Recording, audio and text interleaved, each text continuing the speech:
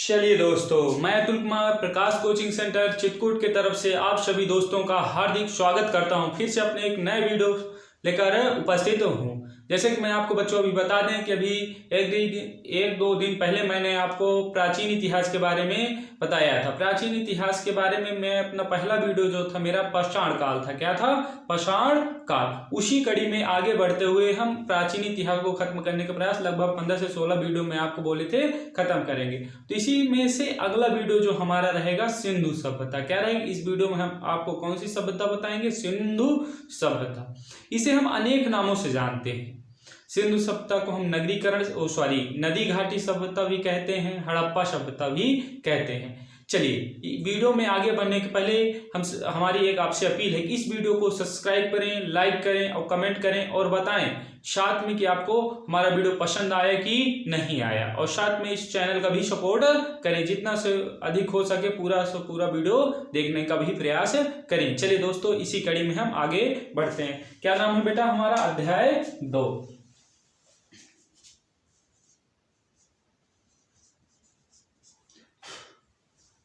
अध्याय 2 सिंधु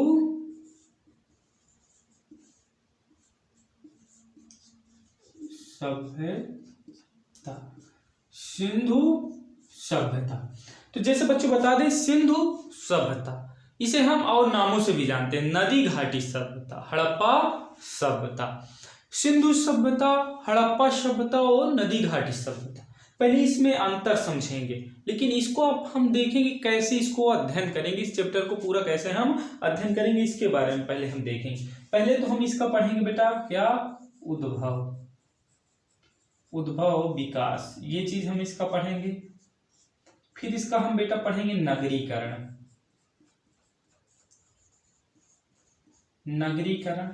फिर इसका हम पढ़ेंगे बेटा सामाजिक आर्थिक विकास।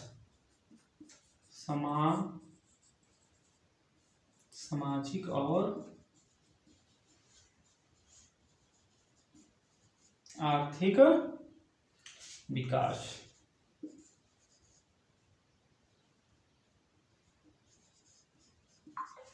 फिर इसके बाद पढ़ेंगे बेटा इसका धार्मिक। फिर इसका चौथा नंबर बेटा पढ़ेंगे कला। क्या पढ़ेंगे? कला। फिर पांचवें में पढ़ेंगे बेटा पतन। क्या पढ़ेंगे? पतन। फिर छठवें नंबर में बेटा इसका हम पढ़ेंगे सिंधु सभ्यता के कुछ प्रमुख स्थल। सभ्यता के कुछ प्रमुख स्थल। फिर इसके बाद 7वें नंबर में बेटा विशिष्ट पढ़ेंगे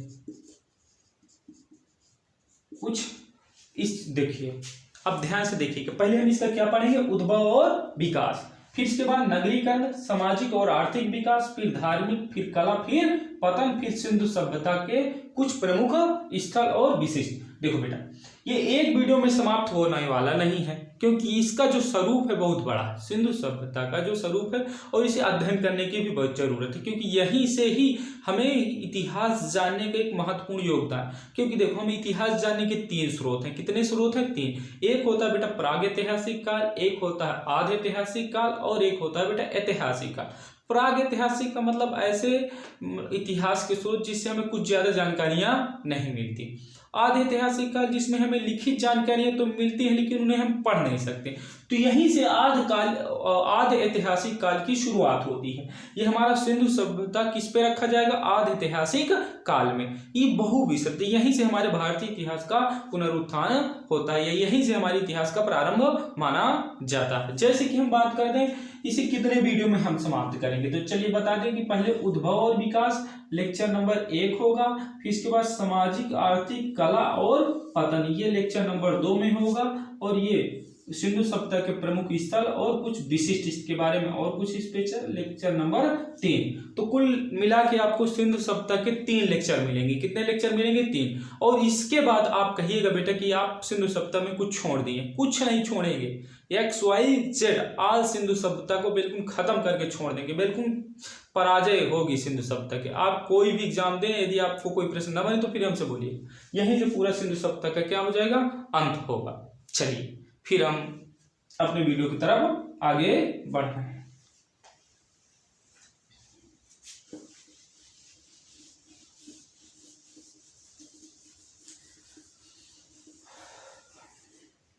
चलिए बेटा, पहले इसका हम समय देखेंगे, कब से कब तक सिंधु सभ्यता चली। जो हमें समय जानकारी प्राप्त करने का हमारे पास जो विशिष्ट माध्यम है कार्बन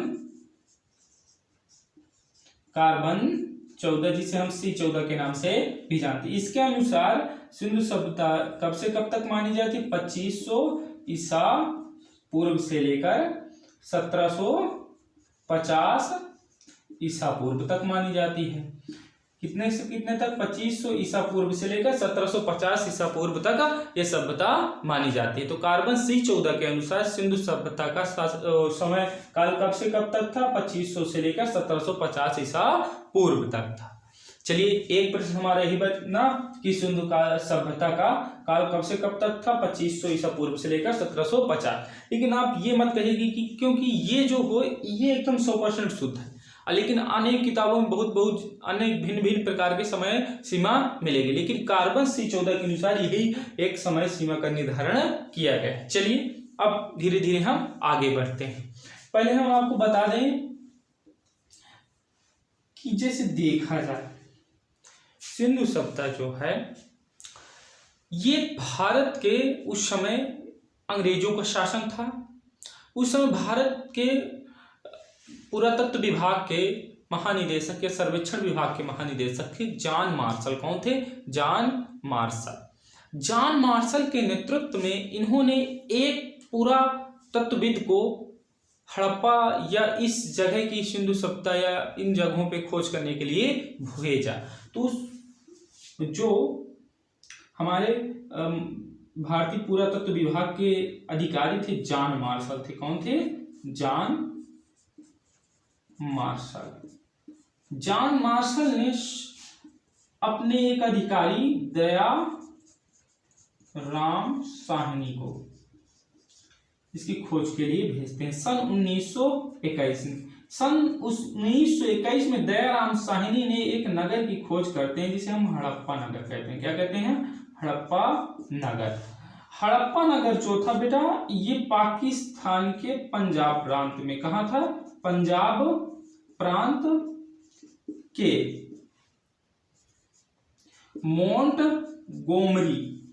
मोंटगोमरी जिला। किस नदी के किनारे? रावी नदी के किनारे। किस नदी के किनारे? रावी नदी के।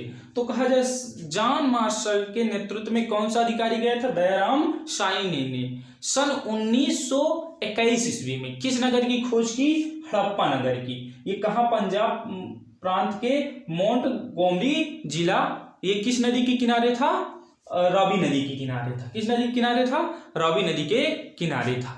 तो चलिए, अभी हम बात बोले थे ना आपको कि सिंधु सभ्यता को हम 3 नामों से, एक तो सिंधु सभ्यता हो गई, दूसरी हड़प्पा सभ्यता हो गई, तीसरी नदी घाटी सभ्यता। तो आपको हड़प्पा सभ्यता क्यों नाम इसका पड़ा? क्योंकि सर्वप्रथम जो सिंधु सभ्यता की खोजा गया पहला जो प्रांत था वो कौन था? हड़प्पा नगर था। कौन था? हड़प्पा। इसी के आधार पर इसका नाम हड़प्पा सभ्यता पड़ गया। अब चलिए, सिंधु सभ्यता क्यों पड़ा? क्योंकि ये जो पूरी सभ्यता थी सिंधु नदी के किनारे बसी थी। अधिकतर किस नदी के किनारे बसी थी? सिंधु नदी के किनारे। इसलिए इसका नाम क्या पड़ गया? सिंधु नदी सभ्यता। और इसे नदी घाटी भी सभ्यता बोलते हैं। क्यों बोलते हैं? कि ये पूरी सभ्यता जो विकास हुआ था नदियों के किनारे हुआ था, इसलिए इसे हम नदी घाटी सभ्यता भी बोलते हैं। चलिए, मैं आशा करता हूं आपसे कि जो मैं उद्भव और विकास इसका बताया तो आपको समझ में आया होगा। उद्भव विकास सन 1921 से माना जाता है। उत्खनन होते हैं, खोजें होती हैं, अनेक प्रमुख स्थलों की खोज होती है, लेकिन पहला जो प्रमुख स्थल है हड़प्पा। कौन सा? हड़प्पा। सन 1921 में दयाराम साहनी के द्वारा ये पहला नगर खोजा गया था, हड़प्पा नगर। हड़प्पा नगर किस नदी के किनारे था? रावी नदी के किनारे। किस जिले में? मोंटगोमरी जिला में था। किस प्रांत? पंजाब प्रांत के। इस समय वर्तमान में कहाँ है? पाकिस्तान में। किसके नेतृत्व में दयाराम साहनी गए थे? जॉन मार्शल के। किसके? उस समय भारतीय पुरातत्व विभाग के सर्वेक्षण अधिकारी कौन थे? John Marshall. कौन थे? John Marshall. चलिए बेटा, अब इसके हम अगले पॉइंट में जाते हैं, नगरीकरण। कहने नगरीकरण।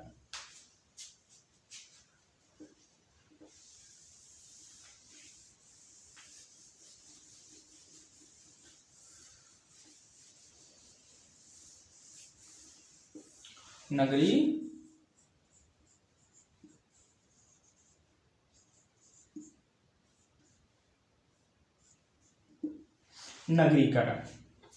देखिए, नगरीकरण में एक चीज की इनकी समानता थी, या कह सकते हैं एक रूपता, लेकिन ज्यादा विशेष जानकारी हमें इनके नगरीकरणों में नहीं मिलती, लेकिन एक रूपता थी। क्या रूपता थी? कि जो इनके नगरों की स्थापना थी या व्यवस्था थी, देखिए उत्तर में कुछ नहीं था, दक्षिण में कुछ नहीं था, लेकिन पश्चिम और पूर्व दो जगहों पर कभी पश्चिम में दुर्गों का निर्माण किया गया था। क्या का निर्माण? दुर्गों का। और पूर्व में आम जनता निवास करती थी। कौन करती थी? आम जनता निवास करती थी।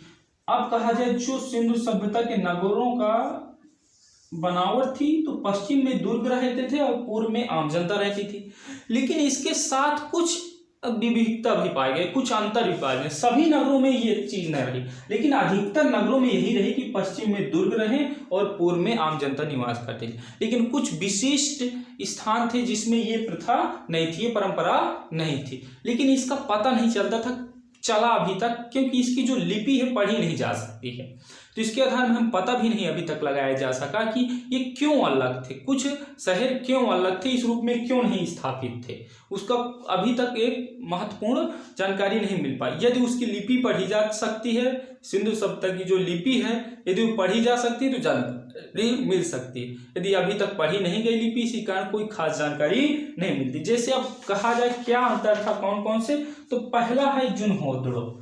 ये तो अब सामान्य नगरीकरण था। क्या था? पश्चिम में क्या था? दुर्ग था और पूर्व में आम जनता निवास करती, लेकिन कुछ जगह नगरीकरण में विविधता थी। क्या थी? विविधता थी। उन विविधताओं के बारे में भी हम जान लेते। पहला जो प्रांत था जिसे हम कहते हैं जुनहोदड़ो, कौन सा?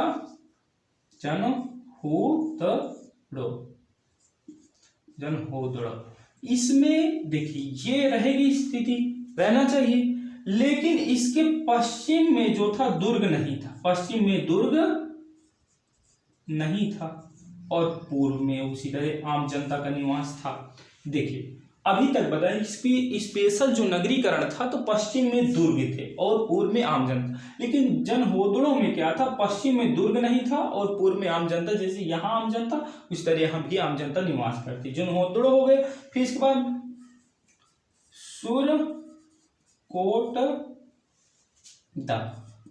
सुरकोटदा, यहाँ भी बेटा कुछ स्पेशल था। क्या स्पेशल था?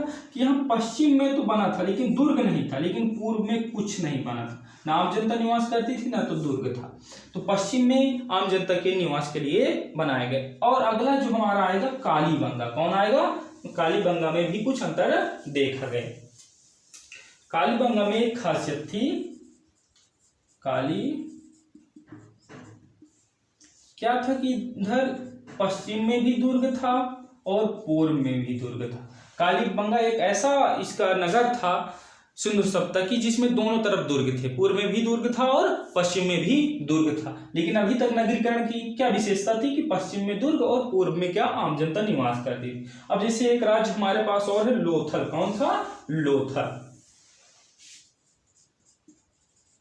इसमें और स्पेशल था। मान लीजिए ये है राज्य, इसके चारों तरफ से एक सुरक्षा कवच लगाया गया था। क्या लगाया था? घेराबंदी की गई थी। सिंधु सभ्यता का वह नगर जिसे चारों ओर से घेराबंदी की गई थी, उस नगर का नाम क्या था? लोथल। क्या नाम था? लोथल। इसके चारों तरफ से क्या कर दी गई थी? घेराबंदी। क्या कर दी गई थी? घेरा। इसके नगर निर्माण में चारों तरफ से क्या कर दी गई थी? घेराबंदी। एक और हमारा आता है अंतर में धौलावीरा। कौन आता है? धौला। इसमें 3 जगह थी। इसे मान लीजिए कौन था?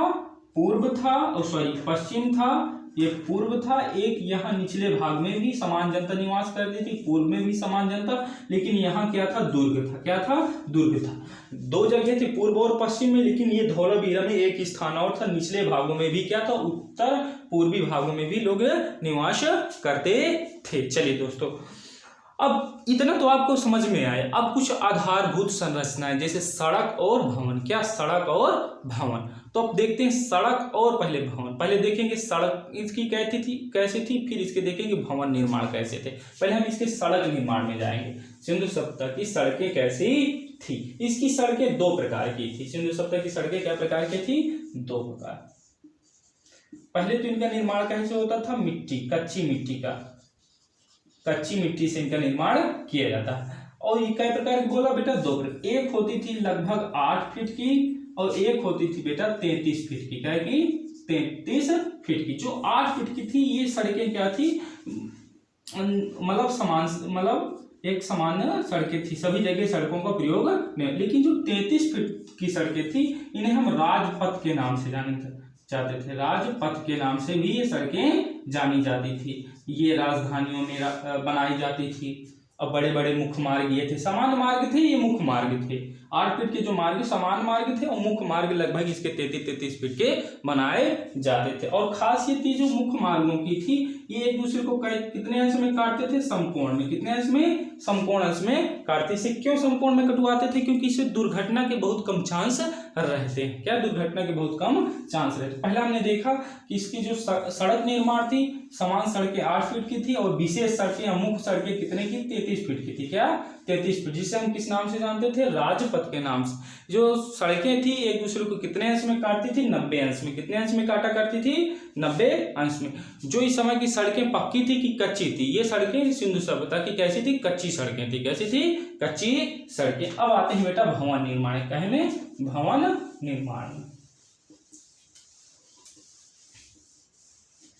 भवन निर्माण बच्चों ये देखना है कि कच्ची पक्की दोनों तरह के ईंटों से भवनों का निर्माण हुआ। भवन निर्माण। चलिए, भवन निर्माण में खास ये कि जो आधुनिक भवन निर्माण है सेम, पहले सिंधु सभ्यता में भी ऐसे आधुनिक भवन थे, लेकिन अंतर बस इतना था कि जो इस समय के भवन है उनका मुख्य द्वार होता है मुख्य सड़क की ओर। कहाँ होता था, अभी होता है मुख्य सड़क की ओर। लेकिन जो सिंधु सभ्यता के नगर थे उनका मुख्य द्वार का अन्य सड़क की ओर, या मतलब एक कॉमन, जैसे कि हम एक मुख्य सड़क ये बना लेते हैं। ठीक है, ये हाईवे है, वर्तमान का क्या है, हाईवे। ये मुख्य सड़क है। क्या है, मुख्य सड़क। अब मान लीजिए ये एक अन्य सड़क है ना। अब ये जैसे घर बनेंगे तो इन घरों का द्वार इधर नहीं खुलेगा, कहाँ वो खुलेगा, अन्य, जो एक कॉमन सड़क होगी। ये है, ये स्थिति थी।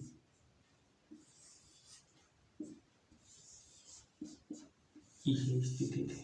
इस सभ्यता के मुख्य सड़क की ओर इनके द्वार नहीं खुलते थे। इनका एक कारण था, क्यों नहीं खुलते। देखिए, पहले तो बेटा दुर्घटना, क्योंकि यहाँ डायरेक्ट लोग नहीं निकलेंगे, मुख्य सड़क पे डायरेक्ट लोग नहीं आएंगे, ये घूम के आएंगे। तो एक तो दुर्घटना से बचाव हो। दूसरी चीज, ये कच्ची सड़कें थी तो धूल मिट्टी उड़ेगी तो घरों में क्या, प्रदूषण फैलेगा।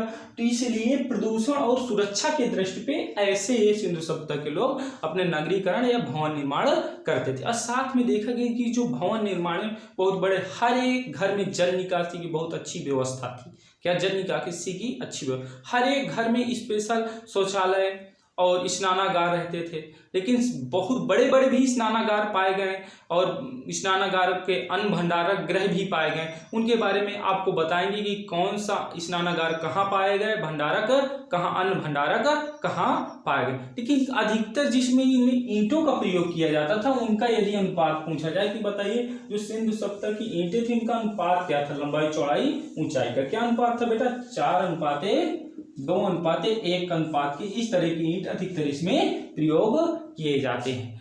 और साथ में इसके जो बेटा नगरीकरण था तो इनकी नगरीकरण बहुत अच्छी थी। जो नालियां थी या जो जल निकासी की व्यवस्था थी, तो अब नाले इनके बहुत ढलान युक्त रहते थे। कैसे थे, ढलान युक्त के। हर एक घर से जल निकासी का मुख्य नाले के साथ जोड़ा जाता था क्योंकि गंदगी ना हो।